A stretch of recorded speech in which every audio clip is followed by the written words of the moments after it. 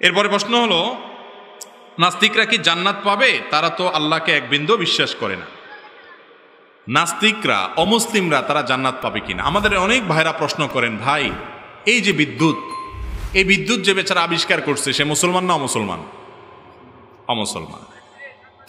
এই বেচারা অমুসলমান, তার আবিষ্কার করা বিদ্যুৎ দিয়ে কোরআন পড়ে আপনি জান্নাতে যেতে চান।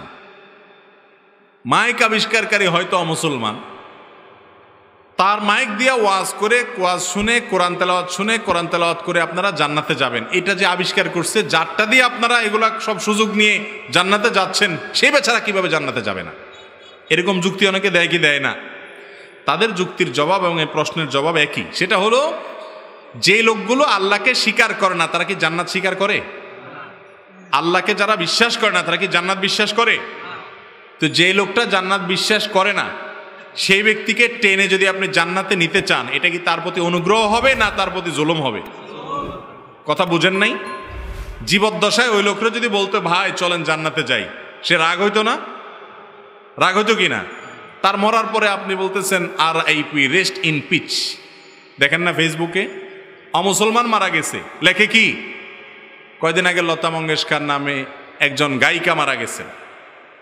হায় রে মান মায়া কান্না আমাদের। অথচ সে দেশের রাজনৈতিক নেতারাই বলছেন, বাবরি মসজিদ ভাঙার পর যে গান তৈরি করা হয়েছে উজ্জীবিত করার জন্য উগ্রদেরকে, এই মসজিদ ভাঙছে যারা তাদেরকে, সেটার গান তিনি রচনা করেছেন।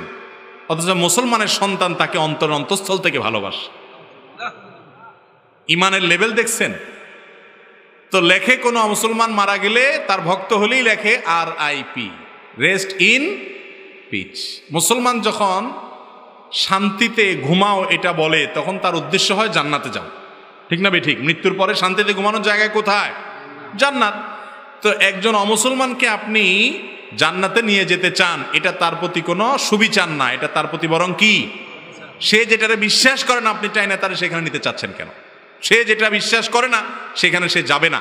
অতএব কোনো নাস্তিক সে জান্নাতে যাবে, কোনো আল্লাহর প্রতি অবিশ্বাসকারী মানুষ জান্নাতে যাবে কেন? যাবে না বুঝছেন তো? যেটা বিশ্বাস করে সেখানে যাবে কেন?